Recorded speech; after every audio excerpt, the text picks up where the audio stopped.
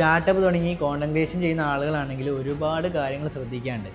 അതായത് ഇപ്പോൾ എല്ലാവരും ചെയ്യുന്ന മെത്തേഡാണ് അവരുടെ ജേണി പറയുന്ന അല്ലെങ്കിൽ അവരുടെ സ്റ്റോറി പറയുന്ന രീതിയിലുള്ള കോണ്ടന്റ് ക്രിയേഷൻ എന്ന് പറയുന്നത്. അപ്പോൾ അതിൽ ഒരുപാട് കാര്യങ്ങൾ നമ്മൾ ശ്രദ്ധിക്കാനുണ്ട്. അതായത് B2B ചെയ്യുമ്പോഴല്ല B2C ചെയ്യേണ്ടത്, അല്ലെങ്കിൽ B2G ചെയ്യേണ്ടത്. ഇത് അറിഞ്ഞിട്ട് വേണം നമ്മൾ കോണ്ടന്റ് ക്രിയേഷൻ ചെയ്യാൻ, അതിൻ്റെ നമ്മളെ ബ്രാൻഡിൻ്റെ സ്റ്റോറി പറഞ്ഞു തുടങ്ങാൻ.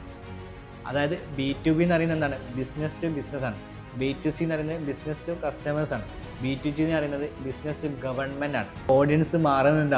അപ്പോൾ B2Cയോട് പറയുന്നത് പോലെ കമ്മ്യൂണിക്കേറ്റ് ചെയ്തിട്ട് കാര്യമില്ല B2B എന്ന് പറയുന്നത്. അപ്പോൾ അത് അറിഞ്ഞിട്ട് വേണം നിങ്ങളുടെ കോണ്ടന്റ് സ്ട്രാറ്റജി ബിൽഡ് ചെയ്യാനുള്ളത്.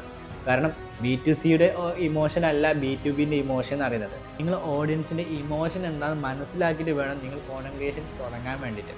പല സ്റ്റാർട്ടപ്പ് തുടങ്ങിയിട്ട് പലരുടെ കോണ്ടന്റ് ക്രിയേഷൻ കാണുമ്പോൾ എനിക്ക് പലപ്പോഴും തോന്നിയിട്ടുണ്ട്, ഇവരെന്താ ഇങ്ങനെ പറയുന്നത്. കാരണം നിങ്ങൾ B2Cയോട്, അതായത് കസ്റ്റമേഴ്സ്, നിങ്ങൾ ഡയറക്റ്റ് കസ്റ്റമേഴ്സിന് വെക്കുകയാണെങ്കിൽ അവരോട് ചിലപ്പോൾ ഇമോഷൻ പറഞ്ഞാൽ വറക്കാം, അവരോട് നിങ്ങൾ ഫെയിലിയർ പറഞ്ഞാൽ, നിങ്ങളുടെ ജേണി പറഞ്ഞാൽ ചിലപ്പോൾ സക്സസ് ആകും.